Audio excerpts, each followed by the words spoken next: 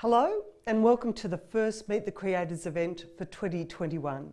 I'm Anita Jacoby and we have a very special session tonight celebrating International Women's Day. Before I introduce our impressive panel, I'd like to acknowledge the traditional owners of the land we're here at AFTRS, the Bidjigal and Gadigal people of the Eora Nation, and I pay my respect to the elders, past, present and emerging. This session is being live streamed on YouTube, and hello to all those online viewers. It's also being recorded so that you can catch up on anything that you may miss via YouTube. If you're watching online, please post any questions you may have for our panellists on the YouTube chat. Now, in 1975, the United Nations decided we should celebrate the power of women every March, though I really believe women should be celebrated every day, not rather than just March. And that's what we're doing tonight. We're speaking with 5 creative, powerhouse women from across our industry and celebrating their remarkable achievements. I'm assuming you've all read their bios and know the depth of their professional experience. So joining me tonight, I'm very pleased to say, is Sam Strauss, writer and producer, factual and entertainment executive producer Debbie Cuell, director, writer, actor, singer, performer Leah Purcell. You make us all feel really inadequate.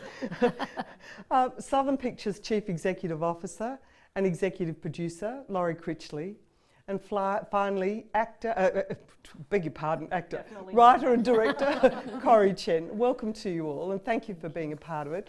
I would like to start with you, Sam. Can you explain the dreams of becoming a storyteller and what it is about storytelling that really appeals to you? Oh, that's a big question. I think I never wanted to be a writer growing up. I fell into it, but I always loved stories.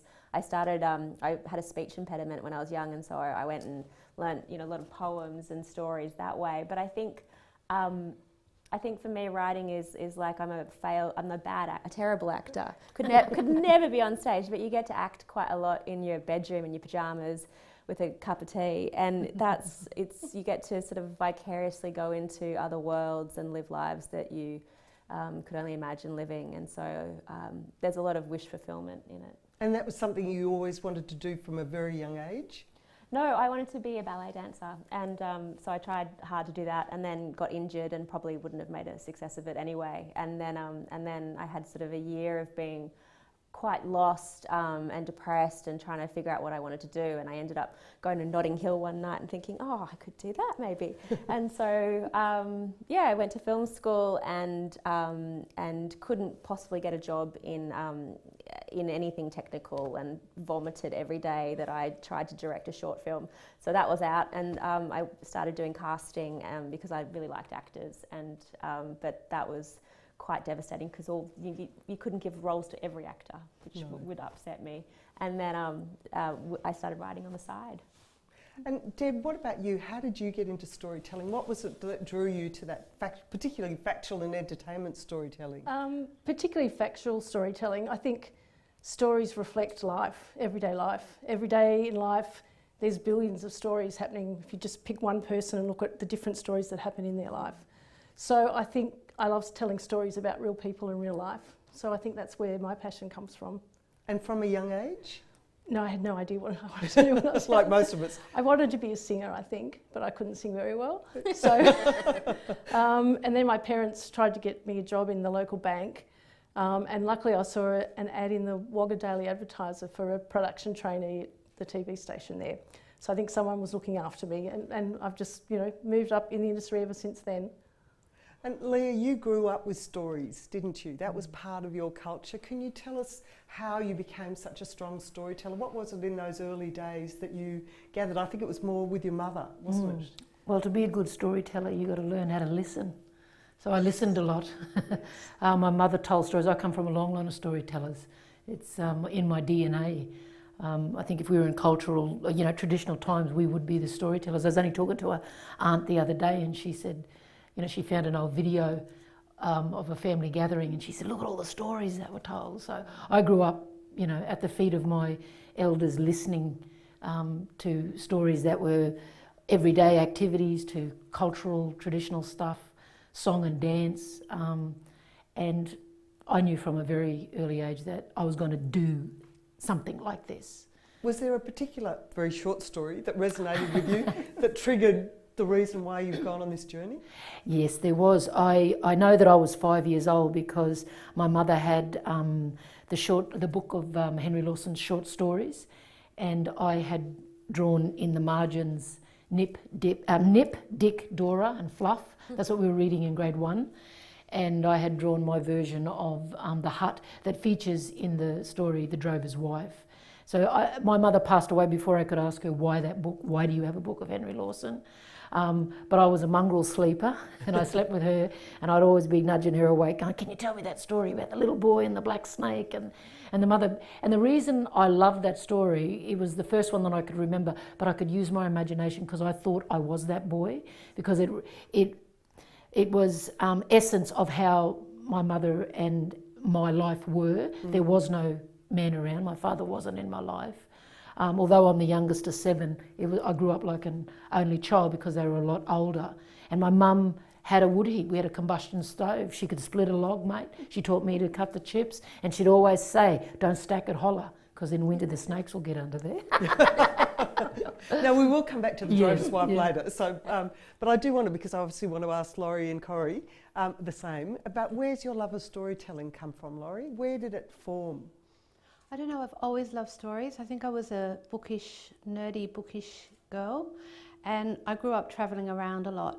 So I never grew up in a culture that I felt was my culture, and I always wanted to understand people and what motivated people, and I always wanted to have an understanding of what, the grey areas, why some people got on, why people didn't, and to dig under, I saw a lot of kind of conflict and news and that kind of thing. And I can remember my dad saying to me, I can remember saying to my mum, don't tell Dad, I think I want to be a storyteller or do stories, because in my family, you worked at stuff.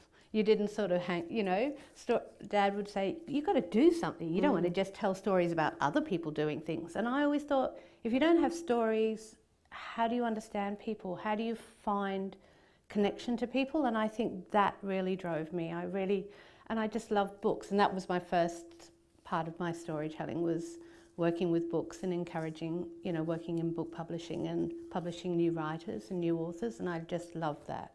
So that was, it's always been a little interest, an itch that I wanted to understand people. Well, it's interesting you mentioned your dad, sorry Laurie, but with you, Corrie, you wanted to be an astronaut, as we all do, until you suddenly discovered a video camera. Can you tell me about... Yeah, I wanted to be an astronaut for a little while, and then I wanted to be a chef, but sort of with both occupations, my dad was like, well, you can't, because you need a lot of upper body strength to be a chef because of the wok, and you can't be an astronaut because you have to be really good at physics, and I loathed physics, and I was quite bad at it, and I don't like to do things that I'm really bad at. So somewhere along the way, I had a birthday party. I think I was turning 12, and it was the first time that I was finally able to get some friends to come over, because I couldn't speak English for quite a while. So my parents got really excited and like, oh, cool, white people, yeah, let's make her really cool. So my dad gave me his old video camera and was like, this will make you cool. It didn't, but what it did do was, my friends and I that night attempted a shot-for-shot remake of the opening sequence of Scream. It's terrible and actually still exists somewhere at home. And it kind of became this necessity that I felt like I needed to do to make sure that I wasn't invisible anymore. And it was just a form of controlling the narrative, a very early form of controlling the narrative. So that camera unlocked your passion for storytelling? Yeah, it took a little while to actually admit it, and almost to come out of the closet and tell my parents that. But yeah, it lit the fire, I think. How did your parents react to that? The filmmaking thing? Yeah. Oh, well, I think they're continuing to react to it still. I would say not well initially. And they do the thing that I'm sure a lot of parents do, which is like, oh, okay, maybe you can do law in the meantime as your fallback career. So they've sort of tried a lot of that. And, you know, I guess to their credit, they didn't stop me. They just didn't vocally support me for a number of years until now, and they're very supportive. And now they can see it. Yeah, they just have very high expectations now, but they can see it, yes. Oh. And obviously, you know, telling stories, making TV, film, any form of content requires the fundamentals of creativity and passion. And what sparks, Sam, for example, your ideas about creativity? Where do you get those ideas from? I steal them from life. So it all comes from there, and you collect stories and you put them in your bag and you bring them out when you need them, or just sort of feelings that you had, shame and awkwardness or whatever it is that feels kind of primal to you, and you find a way that you know, in a character who's not at all like you, but they sort of feel like you in that way. And I think it's hard to write things that are outside your worldview. You know, I would really struggle to write anything too grim, or because that's sort of not my experience of the world. And yeah, I think it all comes from how you move through the world. I had a clairvoyant once say, "This is the story of your life," which sounds really random, because I don't really believe in clairvoyance. And then I realised that I'd been writing that story of each of my characters and every single thing that I'd ever written. So it was like the thing that you're trying to get over in your life. You keep writing that in your scripts. I think you said to me that ideas are like fossils. Yes. Which I thought was a great expression. Well, that's not me, that's Stephen King. Oh, there you go. But he says that they're like fossils, which is so beautiful. They're like fossils in the ground, and your job is to get them out of the ground without breaking pieces off them. And it does feel like that, I think. And Leah, with your wealth of the content that you've produced, both on stage and film, where does that creativity come from? I'd have to say ditto. You take from life, you know. With The Drover's Wife, the character of Molly Johnson is me, is my mother, is my grandmother, is all the women in this room, you know, the women that I've met along the way. And I think, and I believe too, you write what you know, or you write or subconsciously what you're trying to tell or get over, and yeah, you take from life. Deb, you obviously, because you've generated a lot of factual content. I know we worked together on Country Town Rescue. That was an idea of yours. You went out and found it, you created it. Yeah, I think once again it comes from your own life. For example, Country Town Rescue, I was a country girl. I was very aware of the plight. Which, for people who may not know, this is a series that was on the ABC. Yes, about dying country towns and reinventing them through renting out farmhouses for $1 a week to city people. So I guess I was passionate to shine a light on a story that a lot of Australia didn't know about. Even though I was in the city, I was still very connected to my country roots. So I think that's where that one came from. Old People's Home for 4-year-olds, that was an idea that when I saw it, I thought, wow, we have to make this show. I think we all have grandparents or have had them. We're all connected somehow to older people, and to see the loneliness that these people suffer, and the fact that we all kind of forget about them, particularly in our culture here in Australia, I became very fired up and very passionate about telling that story. And I love to be able to tell stories where you can craft a story and give the viewer a very emotional journey, and both of those stories allowed me to do that. That's what I probably love the most. It's a beautiful series. Yeah, I mean, you just can't go wrong with those two age groups. It's amazing. Yeah. No wonder it won an Emmy. Yeah, that's exactly. I was going to get to the Emmy later, but you've preempted me. It was the age groups. Couldn't lose. And you, Laurie, what is it that sparks that creativity? I think it's life, but I think it's also people and characters. I find people endlessly fascinating, and I think the opportunity to understand people or work with people or bring out their stories is just one of the biggest privileges you can possibly have. I can't get over how generous people can be with their short stories, and I particularly like to try and find stories that I think people obviously don't often get an opportunity to share or experience it, and take people out of their own life experience and bring them into someone else's. So rather than tell them a lesson or something, let them walk and feel what it is like to be in other people's shoes. And whether that was, you know, the Dynasty series that we did, you know, 6 series for the ABC of what it was like to grow up in families and have that connection to Australia and believe in a craft or have a heritage and either lose it completely or try to live up to it. That was all about, you know, connecting with that understanding of what it felt like to be in those families.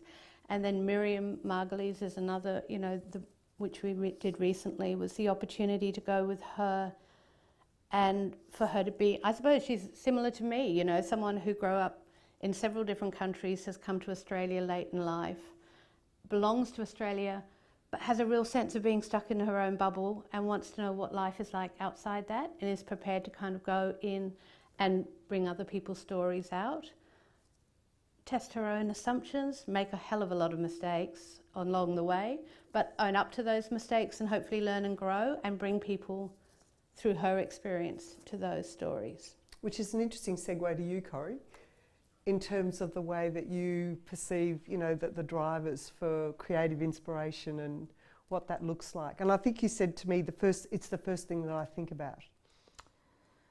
Yeah, definitely. And I mean, you know, I completely agree with, I think life is one of the biggest sources of ideas and inspiration for me. And I feel like the stories that, well, certainly the ones that I create myself are drawn from personal experiences. I believe in authentic storytelling. I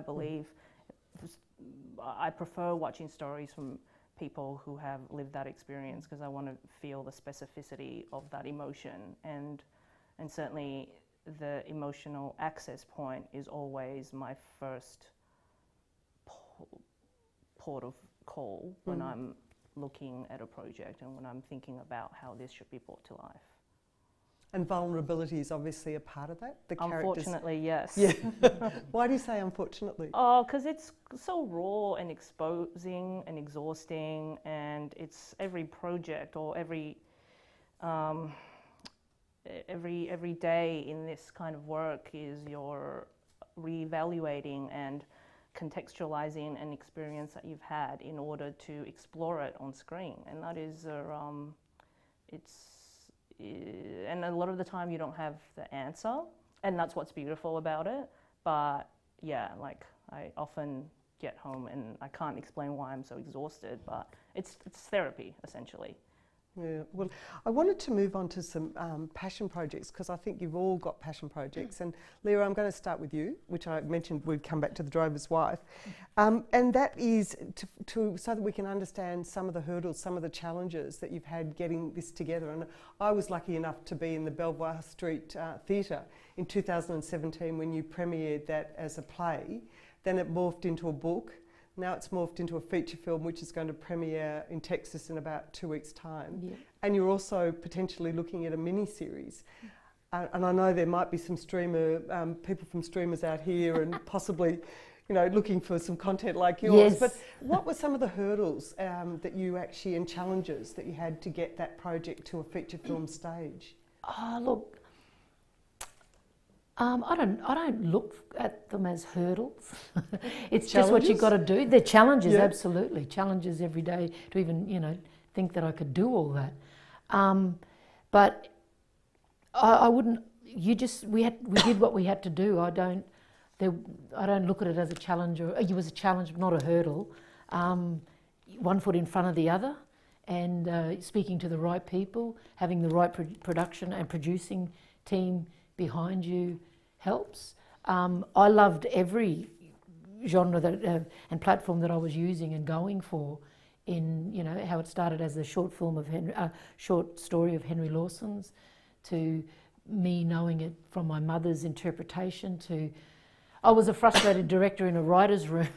No, I was a frustrated writer in a other writer's room that I was supposed to be the director of, and I just went home and said, it's obviously time to write something.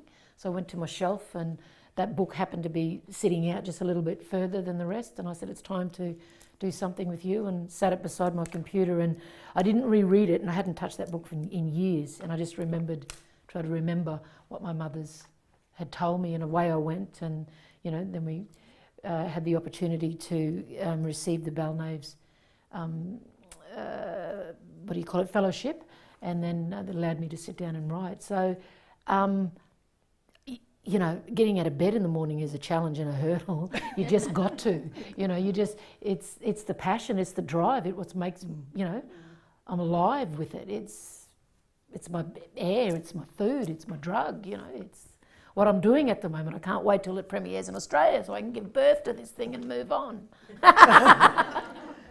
Corrie, you were directing, I've just had directing New Gold Mountain, an SBS miniseries by 4 episodes. I've just swallowed something wrong. Now, can you tell us about some of the challenges of that? That's an 1850s about the gold rush. What are some of the challenges that you had getting that to screen? Well, the pandemic was quite a big one. Look, I mean, I think with every production there are its challenges with, budget and all of that. I feel like for me emotionally, because talking about the Chinese and the gold rush, it's really like the Chinese Australian story that all Chinese Australians want to see on screen, and it's something that I have been personally obsessed with since like the very first time I heard about the gold rush, because it was I remember like going to the museum in Bendigo with my parents and seeing all these pictures and sketches, and I was like, oh, it was the very first time I thought, oh, I'm actually seeing the vision of, the Chinaman in the Australian history books. And so doing this project was it was a sort of a dream come true and incredibly exciting, but I felt this weight of responsibility that maybe it was just me putting on myself, but it was quite scary of feeling like I was the first person to put the visualization of this particular narrative on screen and desperately wanting to get that right for my community. And a lot of that comes through just it's always about the detail, especially Chinese culture. And and that was something that I really wanted to focus on in the design and, the casting and getting the language and the colors. Red is a very specific color in China, and all of that, right? So it was quite daunting, And it would have been the largest cast of Asians in the country on a feature film. What was one of the most memorable moments while you were actually shooting it? Yeah, I mean, there was just this one, I felt like I was out of my body for the majority of the shoot because it was a very, very intense shoot. But there was this one moment where I felt like I looked around and, we're shooting in the Chinese village, and I just thought, oh, fuck, we're, like, for the first time in my life on a set, we're in the majority. And it was this power and comfort that I'd never felt before. And I was like, is this what white people feel every day of their lives? Like, you step out into the street and you go, oh yeah, like it is a superpower. And I don't know if I'll ever feel that again on a set. Like, I may very well not. And, and that comes with its own wave of grief, like what does my particular identity mean in this industry? But certainly there was sometimes there are just these moments where it just feels like lightning a bottle, and I really felt that on this.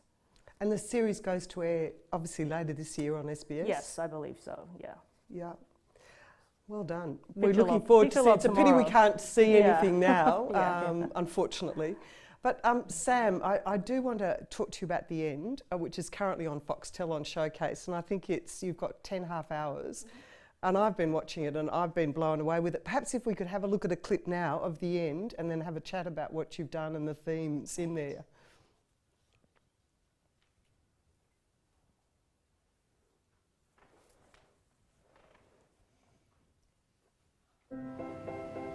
The brochure says that this is much more of a country club than a retirement village. You need more care than I can give you. You dragged me all this way and then just dumped me. Open the door. What's that? Yeah, I just got a little throat. How are you? Great. How's your mum? Depressed, irrational, doesn't send her regards. You seem different. We helped him. It matters.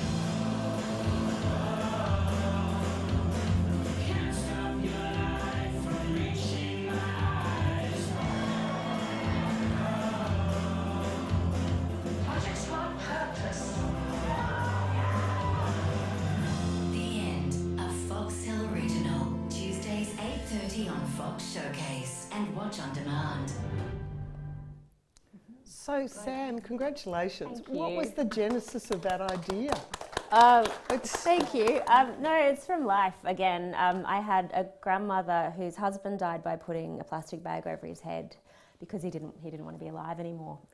And we moved her up to a retirement on the Gold Coast, and she arrived very depressed. And it was a very glitzy retirement village. And my dad, who's a doctor, said, "I give her 6 months." And my mum said, "No, we just need to get her into the core group." And I was just out of school, so this really appealed to me, this idea of I could go up to the retirement village and buy a round of drinks for $20 and hear these beautiful stories from all the people there. And my grandmother, who had wanted to die, she, within 6 months, had this new lease on life where she was wearing sexy red dresses and you know, smoking pot. And she'd made best friends with a woman next door called Pamela. And they have a love story in the show, which is more fan fiction for me than what actually happened. But I was very inspired by this, and they went along to euthanasia classes every week because that was incredibly important to them, the right to die.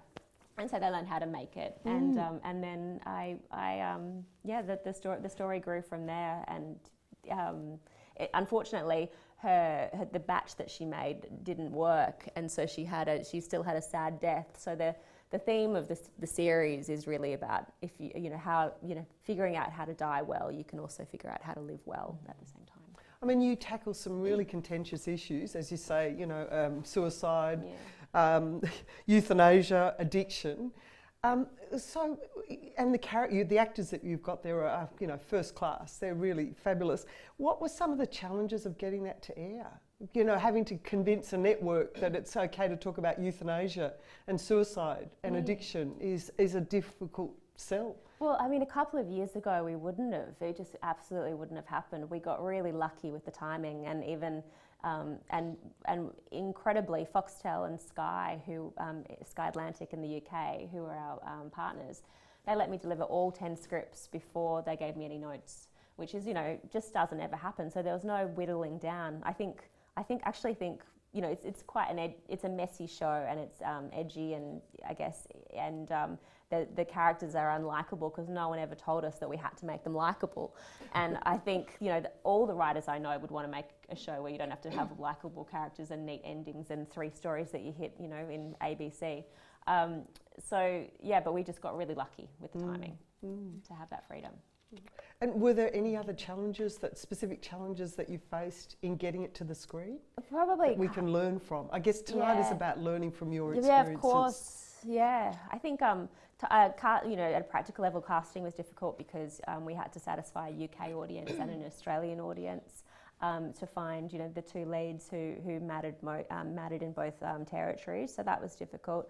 I always write far too much to what is physically possible to shoot, and directors hate me because and so I think that was my fault. But probably creating scripts that are practical. Is another challenge, and then I think sort of as a writer, not figuring out pace. You know, I like to run quite fast and have a lot of story, and I'm sort of trying to learn a bit more at the moment how to, you know, sit back and let things breathe a little bit more. And while we're just talking scripted content, and also Leah and Corrie, how do you get into a character? I mean, you're working up a character and you want us to relate and to really understand. How do you get into that character? What do you do? Do you want to go first? Yeah, well,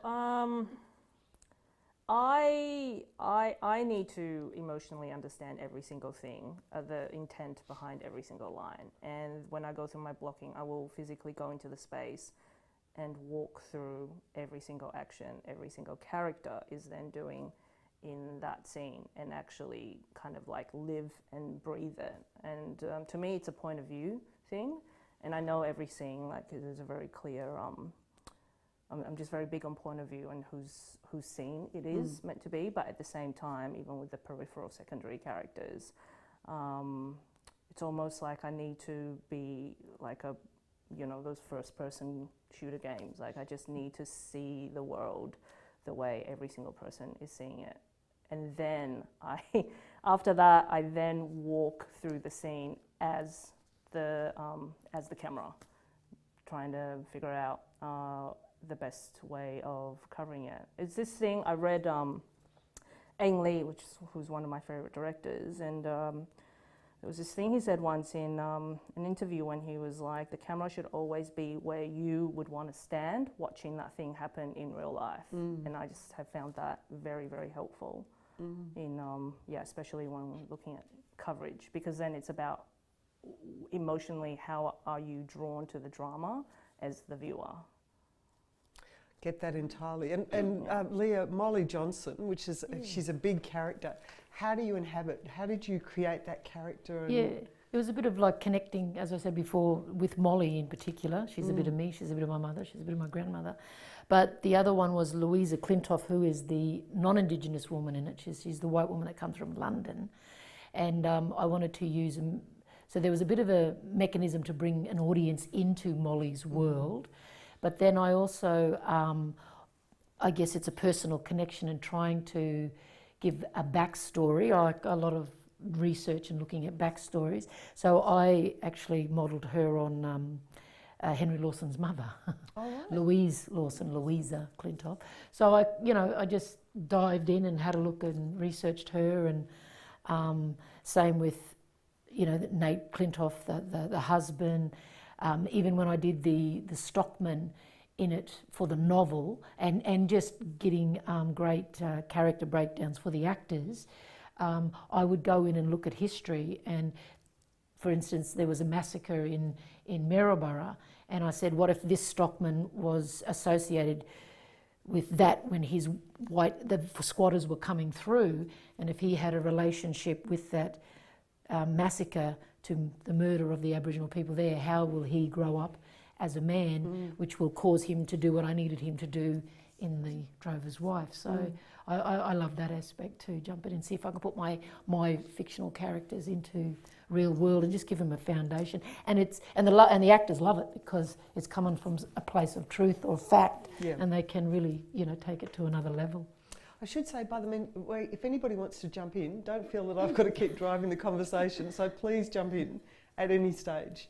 We've looked at scripted. I wanted to move into factual, and Deb, that factual area presents its own set of challenges for storytellers. But before we discuss this, I'd love us to have a look at a clip of your Emmy award-winning People's Home for 4-year-olds. So if we can have a look at that, thank you. This is the new series, I think. Yeah, this is the trailer for the new series. Thank you. For the elderly, home can be a lonely place. I have no family here. I'm basically on my own. Now, a life-changing social experiment returns. Hi! Hello! Bringing together new young folk. Yay! Some old people don't know how to dance. And new old folk. I have no idea what's on my head. And I've got no preconceived ideas how to treat a 4-year-old. To improve the lives of everyone involved. Any older person that wants to teach my daughter some discipline is fantastic. We can't reverse old age, but we can reverse frailty. It's really good to see her starting to make some new friendships. I feel a little bit scared. Don't be scared, I'm here. I wasn't crazy about participating. We didn't give them antidepressants. We gave them interaction with children. Let me see where it takes me. Go, go, go, go, go, go. And relax. I just feel like my first day at school. Staying mentally active can improve brain function. How do you remember all that? Get ready to laugh and cry all over again. That's called a turkey neck. Dawn, you have to move more. Move anymore or fall over. I'm getting quite emotional. I will remember today for a long time. How old is old? I think 20. Oh, boy.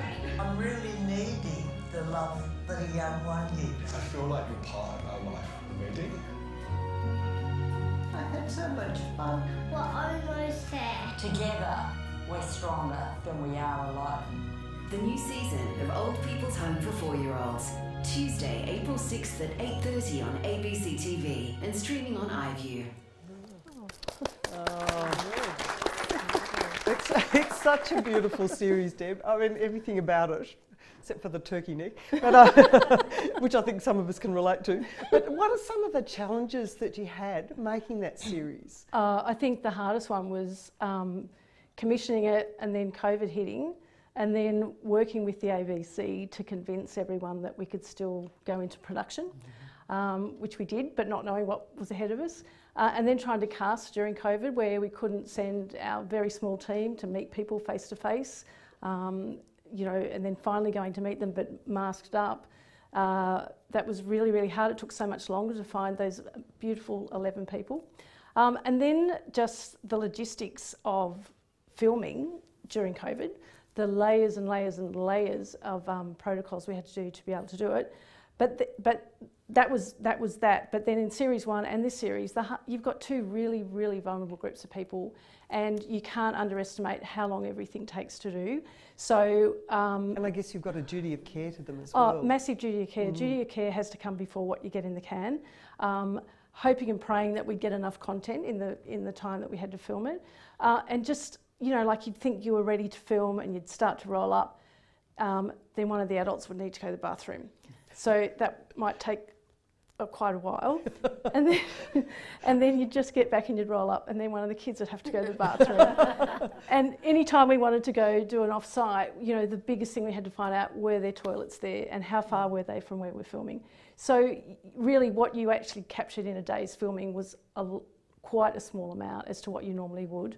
But also being able to have a team that the old people and the 4-year-olds and the 4-year-olds' parents knew were authentic. So everyone on the team had to be really committed to the duty of care. And that's often, you know, not that easy to do. But in saying that, we had an amazing team, and everyone looked after our cast. So yeah, it was great. I was going to say casting is everything in that, isn't it? Yeah, unbelievable. And so is there any sort of simple rules that you followed to cast something like that? I just think you've got to, you know, really allow enough time for them to trust you or to your casting producer, and open up so that you actually do get a snapshot into their life, so you can make sure you've got various different types of people and that their stories will play out differently through the series, because you don't want to be repeating the same beat with each character. And same with the children, you know, what were they going to get out of it? Were the children there that didn't have grandparents? Were the children there that came from same-sex marriage, that maybe didn't have a female in their life? So yeah, really drilling down and thinking how those stories were going to play out during the series was key. And obviously the audience reaction to it has been quite extraordinary. Yeah. Again, it's of the heart. Yeah, it's of the heart. It's not, you know. There's a lot of EQ, and I think what a lot of has been talked about tonight is EQ. In addition to IQ, I think that's a really important part of telling stories. Yeah, I think it's key. Yeah, so do I. Yeah, so do I. And Laurie, you've been a factual producer for a long time. You did as you said, you did the Dynasty series for the ABC. You did Hawk: The Larrikin Years. You obviously did the Miriam Margulies Australia series for the ABC last year, which did extremely well. Could we just have a little clip of that, and then we'll have a chat to Laurie about it?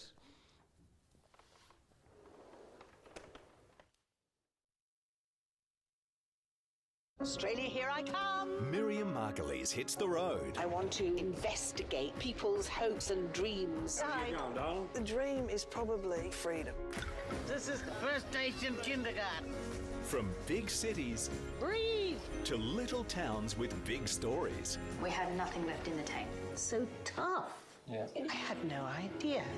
Move it! I'm Miriam Margulies, almost Australian.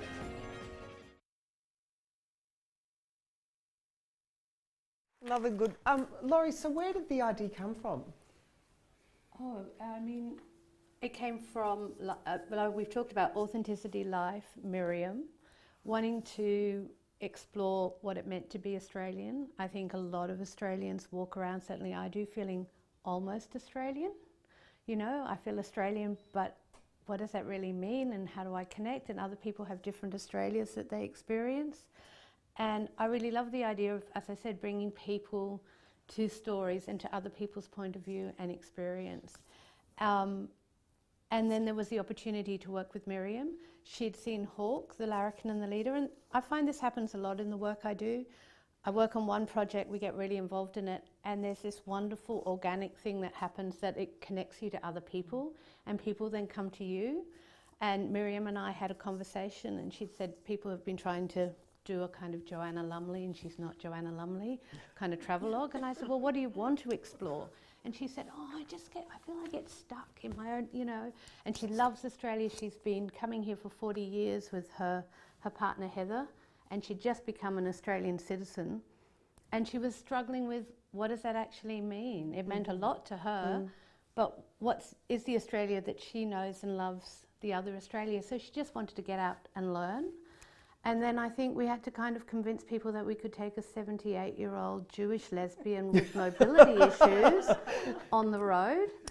And as Deb said, we had to cast and make sure that the journey also had a reason. You know, there were things that connected, but that was also authentic to Miriam, but also authentic to an audience and a wide audience. And I have been involved in a few projects where you've sent people on the road, and the most exciting stuff that happens is actually off camera, because everything just implodes when you know, it's a big journey and you're sending this crew. So actually finding the right crew and finding a very diverse crew to work on that was really important to us, with lots of different points of view, but also with the generosity to go, we're going to do this. And Miriam was incredibly generous. That was the other incredible thing about it. She's a bit like a 4-year-old in a 78-year-old body. She's not frightened to ask questions. She gave us complete trust. She didn't want to look at rushes. But tonally, that's quite scary. I think, as everyone knows, you kind of have to weave that line where you protect everybody, you look after everybody, and all that vulnerability and duty of care, but you also have authenticity, and people share their weaknesses or frailties, etc. So that's, and then we just set it going, and Miriam said, you know, I act, but I'm not acting here, so no second takes. Yeah. So we just went. You went with it. Did she have any creative input, or much creative input? Huge amounts. Did she? In what way? Well, everything was drawn from what she wanted to do. So it started with enormous conversations with her and discussions about what she wanted to explore, what her fears were, what her anxieties were, her real concern that, you know, we didn't deal well with Indigenous Australia, and it was an unspoken issue, and her deep desire to go into that area, which is difficult, but we worked with Indigenous producers and writers and crew, and I think there was anxiety, you know, from a lot of people about how we'd go into that space, or refugee issues. She doesn't hold back. She doesn't like children, and when she hit children, you know, she went like, what? But then she did, you know. So all those conversations with Miriam informed the journey. And then the other thing that she brought to the project, which I think was, she's very empathic and listens and wants to learn from people. So she's fantastic in that regard. I think somebody referred to her once as the David Attenborough of humans. Like, she really wants to know what makes people tick. So she was good. And she just brought a wealth of responses. Like, I think her honesty and authenticity in the moment, her preparedness to say, this is what I think, but then also, and to feel, and to admit mistakes, and then to find the words for that, that's inspiring when you see what Miriam can deliver just by being in the moment. She was a masterstroke of casting. Well, thank you. Yeah, you know, because you can see how you could build a series, and it's interesting increasingly how we use talent and build series, factual series around talent, or entertainment series. So. But I'd also say that the talent we found that for her to meet along the way was equally important.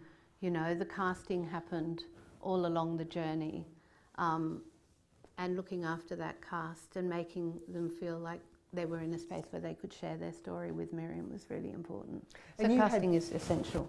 Sorry, Laurie, you had success with the BBC. How did you pull that deal together? What does that international deal look like for people that might want to understand how to cobble together that kind of deal? Well, I'm very parochial and nationalistic, and I think that we can make really great series here that appeal all around the world.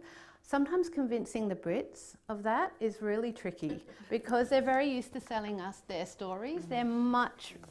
It's much harder to convince them to take ours. So it did take a long time, and it only happened once we had stuff that we could show them.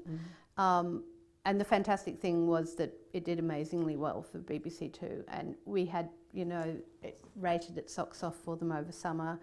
COVID probably helped. Nobody was travelling, so they got to travel with Miriam. But what was fantastic were the responses, both in Australia and here, where people felt that they got to an Australia that they otherwise might not have got to, and they saw something that they otherwise might not have had access to, and learnt all along the way without, so it's been very successful in that sense. It has. And there is another series. We hope. Well, somebody better tell the ABC there should be another series. We're working on that. We don't want it to be this, you know, she's done one journey, so it's like, what's the new journey and what's new for her to learn and what's going to change her? And also, what do we want to know now about Australia that's different? You know, I think that's always the challenge with the first successful series. If you do it really well, you don't want to just do the same. It has to have its own authenticity and reason for being on screen, because I think we're asking people to give up time and go on a journey with us. So if it doesn't feel authentic, why would you do that? You know, and that's always the challenge.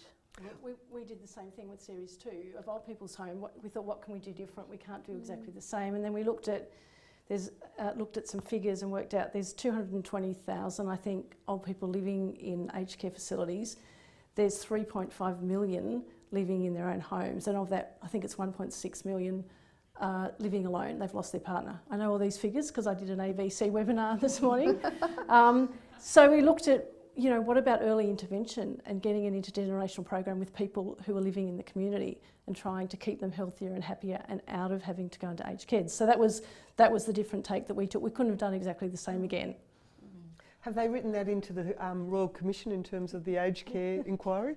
Because they should, as part of what they should be sending to nursing homes and the rest of it. Absolutely. I think we've got a parliamentary screening coming up, so maybe yeah, we can maybe lobby for that. Real value. Yeah. Now, I know we've been talking about the importance of stories and content reflecting the world we live in. Corrie, do you want to explore that a little bit more? Because you're particularly, you know, about the world we live in, the kind of voices that we need to see on screen to reflect who and what we are in terms of diversity, because it's such a critical issue.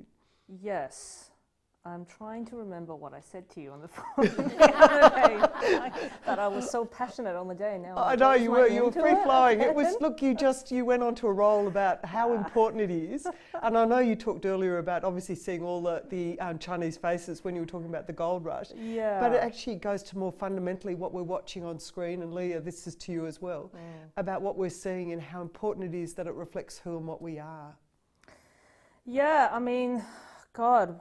Where do I start? When I was a bit younger and I just left film school and was starting off in the industry, and I was I was 100% of the time always definitely the only Asian person in the room, frequently the only person of color in the room. But when I was younger, I kind of loved it because I felt so special, and I bought into this idea that being the only in the room is actually a good thing.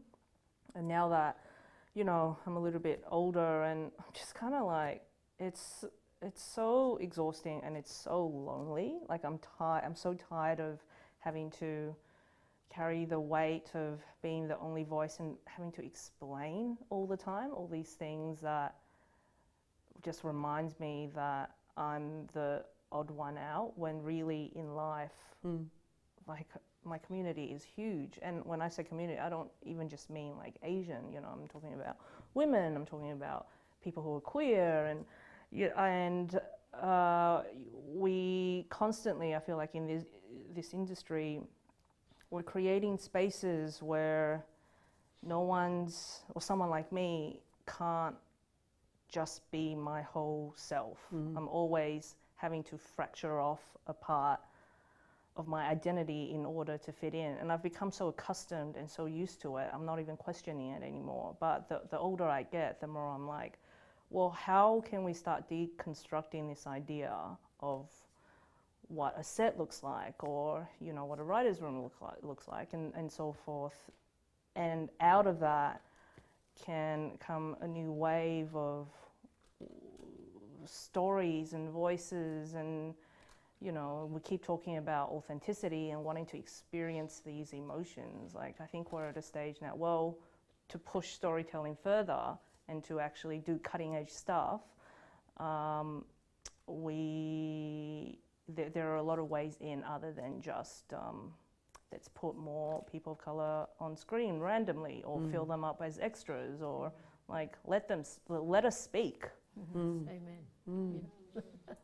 Leah, have you got a point of view on this? Oh, I'm sure you do. Yeah. I just think, look, with the Indigenous community, we're leaps and bounds ahead now. You know, there's a lot of women. Well, for me, I was lucky. There was always a lot of women that were my peers, and Sally Riley's, Erica Glenn's, and so we were lucky that we had that female lead. And you know, when we did Redfern Now, that was the first one. It was just a blackout. You know, black fellas all in control, black fellas on the screen, black fellas writing, black fellas in crews, and we did feel mighty when we walked on that set, and this was our turf, and that was 20 odd years back.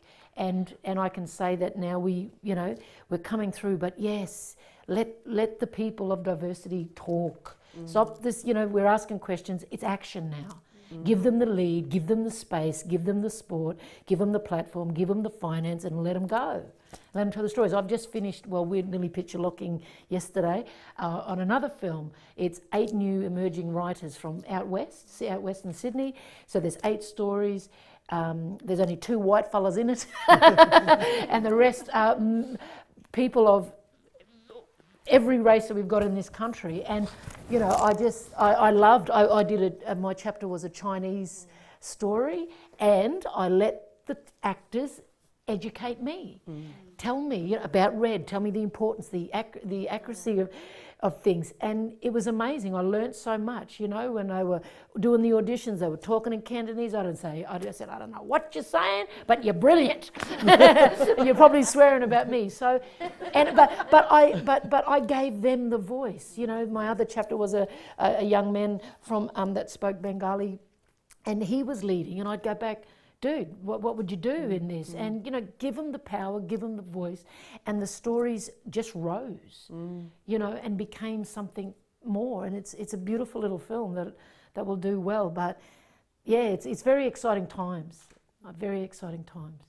And do you think we've got the gender balance right, both on screen and off?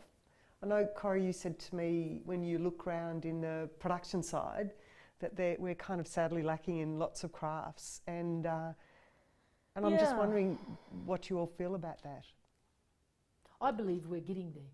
It's a step in the right direction. It's got to start, and we've got to grow. I've just, as using here at West as an example, 3 female producers, 5 female directors. Every head of department was a female. Wow. So it's going to take us time. It's not going to happen overnight. And look at this panel. This is amazing to be sitting over here with these ladies. I think it is changing. Yeah, I think it's changing. It probably could change quicker. I think growing up, you know, I went into book publishing. Women always did the work, but, you know, the companies are owned by men, you know, and the directors, the people with the finance and the money are blokes. And I think the more that, you know, it's just, what is it? I'm going to start quoting Karl Marx, you know, means of production. Like, the people who own the means of production ultimately get to decide. And I think that is shifting. And I think technology is also a little, you know, been on our side, because I think people are, you know, there is diversity out there. It doesn't make economic sense anymore. But I also would like to see more women, I think, control and own, you know, what they're doing. And Because Deb, it does get lonely, you know, when you're in the room. The same thing, I think a lot of, you know, I think in productions, I think there's a very good gender balance. There's probably even more female creatives than men on the shows that I do. Not by choice, but just that's who's out there. But I think you're right, the people that are making the decisions, that are running the networks, that are running the companies, that are running funding, are predominantly men. So they're getting to make decisions that are based, what they would probably think holistically, but I'm sure a man's point of view is slightly different to a female. So I think, you know, our programs aren't probably skewing as, you know, across both genders as well as they could. So I think that could change. It'd be good to see it change. I completely agree. The gatekeepers, if we can change them, who say what, you know, how women should behave on screen, then we can change a lot. And I feel like I would love more female directors out there. It would just make life easier getting productions up often. But also, it's like there's so few, and they're all brilliant and they're all so busy. So yeah, it feels like it's an exciting time to be coming through as a new generation, I think. Now, earlier I asked Leah if she ever suffered from imposter syndrome. Do you remember what you said to me? Fuck no. That's right. That's exactly what you said. And then I said, am I allowed to say that? Yeah. I don't think it matters. But does anybody else feel that when they're in the industry and pitching and, you know, creating and... Oh, constantly. I had to throw out a whole script today. I just looked at it and I went, oh, it's just terrible. And like, I've worked on this like, for a couple of weeks, and I've lied to the producers and said, oh, it's, you know, I know exactly what it is. I didn't. Like, it was and so I'm driving here tonight going, damn it, that's like another couple of weeks I've got to find. So like every minute. Every minute. Laurie, is that something that you ever have to deal with?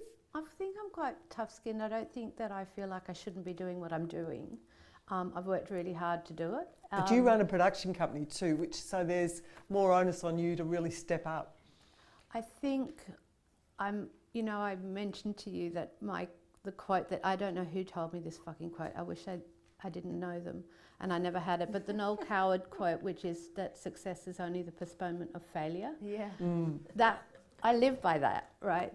So I never, ever assume I'm going to, you know, that something's going to work out. I tend to work from the point of view that it won't, unless I work really hard, and even then that's no guarantee. So I'm always looking ahead to, you know, like, that might have worked, but what's the next one going to do, and live by that, yeah. So I don't feel imposter, but I do feel that you don't want to fuck it up. No. You know? No. Yeah. And Corrie, how do you feel about? Oh yeah, every day, like getting out of my car to set every morning, I have to have a little moment. It's something that I struggle with a lot, and Even now with all your success. Yeah, but like, what is success though? That's what my brain keeps telling me. It's the thing where you think you get to the top of a mountain and then the clouds part. It's actually still up there. So. Look, I'm getting therapy to try and work through it. But even like, even getting out of the car to come in here, I'm like, why am I on this panel? Or maybe they're just like making up numbers because there's an extra seat and it looks better in the framing. Like, it's a constant negotiation and conversation with myself on how to get through it. But I think part of that is try and find the tools of going like, okay, how do I protect clearly the passion, the immense passion I have to continue this work? So I feel like I've been able to put padding around it now. But the syndrome it does keep attacking. Yeah. Do you think you'll reach a point where you can accept that you actually do the job and you do it well?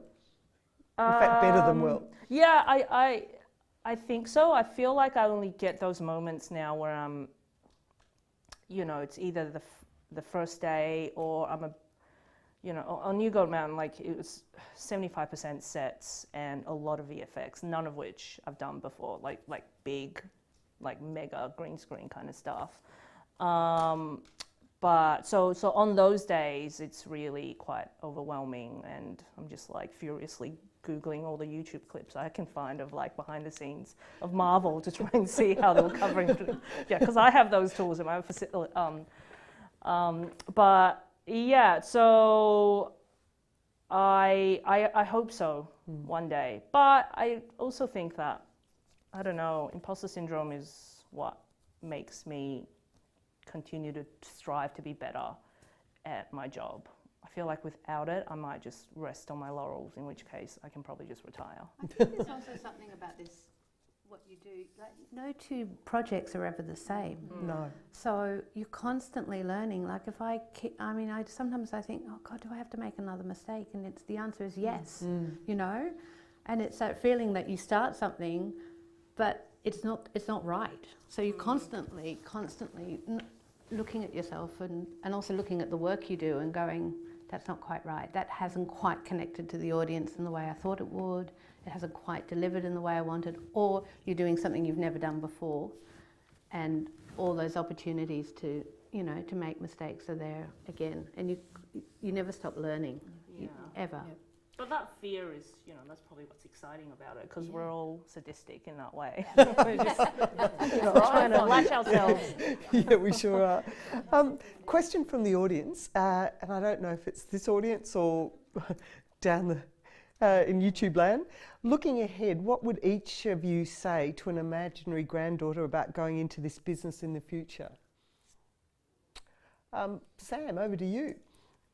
Well, I think if you want to write, it's just to write the story that only you can write. It's a cliche, but it's so true. Whatever makes you messy and unique and something that is completely your world point of view, just put that out there. Don't overthink it too much. You know, stream of consciousness, just get it out there. And you really only need one script to change your life. In terms of a writing career, it's to have that one special script, you've got to write a lot. So I guess it's just to do it. Don't worry too much about networking or getting in writers' rooms or whatever it is. Just pour your heart out. Deb? Trust your instincts. Trust your passion for a story, but also realise that you can't start at the top. That you have to learn your trade and be prepared to do that, and also be aware that you have to give up a fair bit to learn that, I think. So understand it's not just a career choice, it's a life choice to a degree, I think. Leah? Don't? No. But if it's You're a not need, an example of don't though. But if it's a need and it's the passion that just ignites your world, then go for it. Go for it. Yeah, you can't ignore it. If the calling is there, go for it, and you have to work hard. All what these ladies said, you know, just work hard. Laurie? I don't think it matters what you say, because, you know, I grew up with parents that just thought I was making the worst possible decision ever, you know, and I did it anyway. So I think if you want to do it, you do it, you know, and so I agree with Deb as well, and trust your instincts. And be thick-skinned. I mean, yes, we can be terrified inside, and I think we constantly are. And when somebody pats you on the shoulder or head or says, don't fuck it up, or says, don't worry, babe, I've got it from here, don't believe them. You'll do it better. Corrie? How old is this kid? I'd say about 8 or 9. Oh, God. Had a guess. That's really hard. How to speak to a child. Yeah, I mean, I feel like Let's say 13. I feel like, well, firstly, sorry for ruining the planet. And secondly, look, yeah, I think that The thing is, it is like the calling and the hero's journey, isn't it? If you can't deny it. If you really want to do it, you'll do it. But I think maybe the key is it might not look like what you think it's going to look like at 13.